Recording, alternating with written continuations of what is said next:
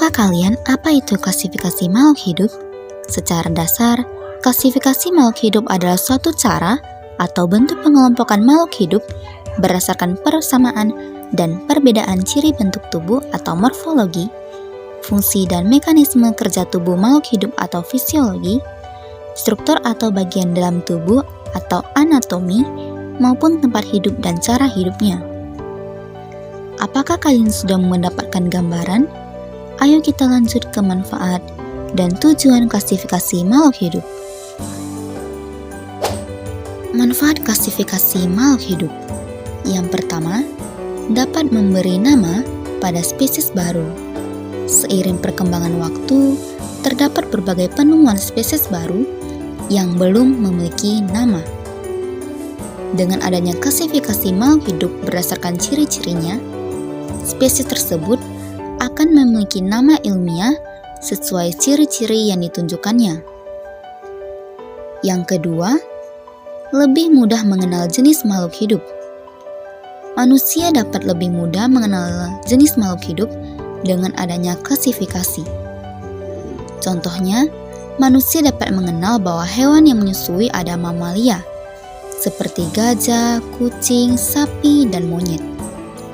Kemudian, hewan berbuku-buku yang adalah arthropoda seperti kupu-kupu, lebah madu, dan laba-laba. Yang ketiga, lebih mudah dalam mempelajari makhluk hidup. Seperti yang kita ketahui, jumlah makhluk hidup sangatlah banyak sehingga acak dan sulit untuk dipelajari. Namun, dengan adanya penyederhanaan dengan cara pengelompokan makhluk hidup berdasarkan ciri-cirinya, kita dapat dengan mudah mempelajari makhluk hidup secara tersusun. Tujuan klasifikasi makhluk hidup. Tujuan klasifikasi makhluk hidup berhubungan dengan manfaat-manfaat klasifikasi makhluk hidup. Apa saja tujuannya? Yang pertama, mengelompokkan makhluk hidup berdasarkan ciri-ciri yang dimiliki. Yang kedua, mendeskripsikan ciri-ciri suatu jenis makhluk hidup untuk membedakannya dengan makhluk hidup jenis yang lain. Yang ketiga, mengetahui hubungan kekerabatan makhluk hidup.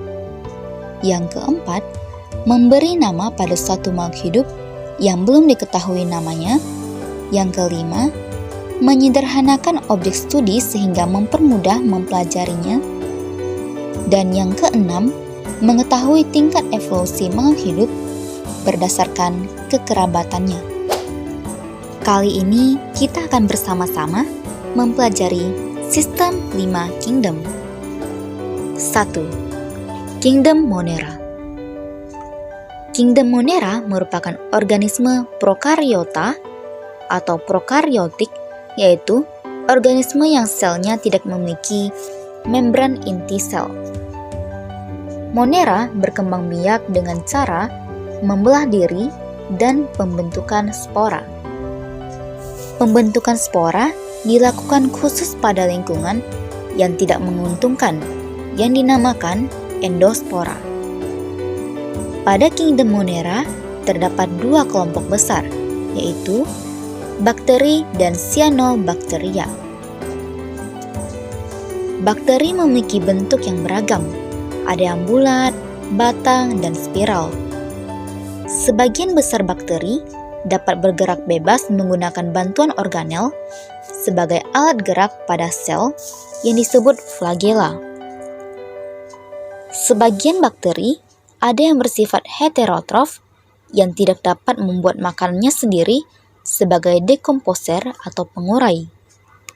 Dan ada yang bersifat autotrof yang dapat membuat makanannya sendiri dengan energi dari reaksi-reaksi kimia anorganik. Cyanobacteria memiliki klorofil sehingga dapat melakukan fotosintesis. Cyanobacteria ada yang berupa satu sel dan ada yang berupa koloni atau sekelompok sel. Cyanobacteria juga memiliki beberapa pigmen tambahan seperti vicocyanin, pembantu fotosintesis dalam menangkap energi cahaya yang menyebabkan cyanobacteria berwarna hijau kebiruan. Contoh Kingdom Monera. Mycobacterium tuberculosis dalam kelompok bakteri adalah bakteri penyebab tuberkulosis atau TBC.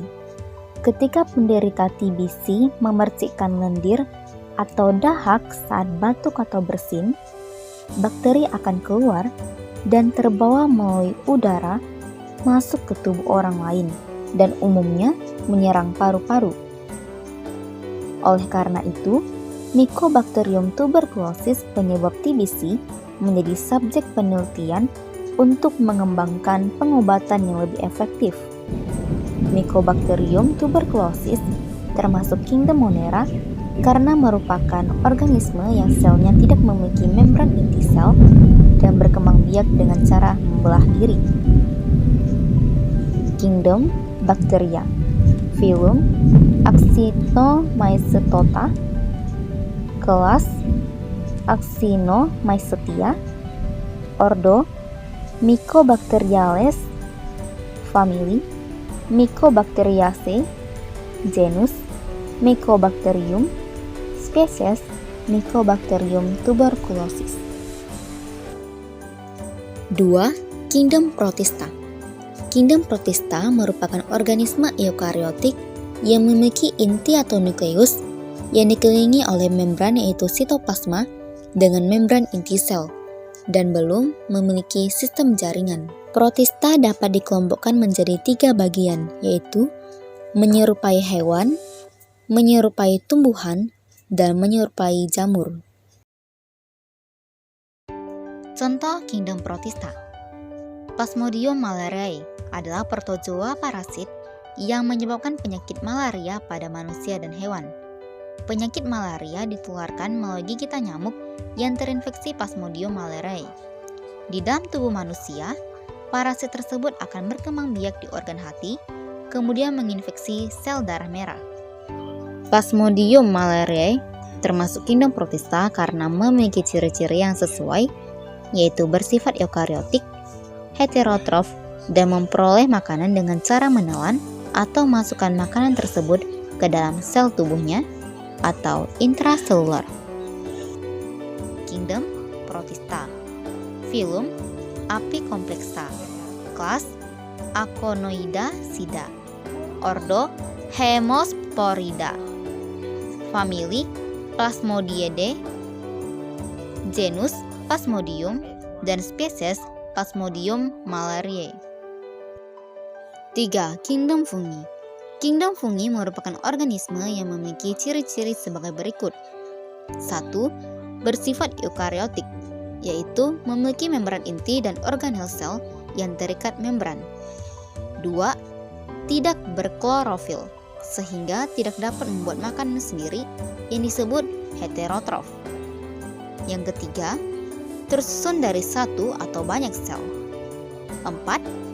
Berkembang biak dengan seksual maupun aseksual dengan spora. 5.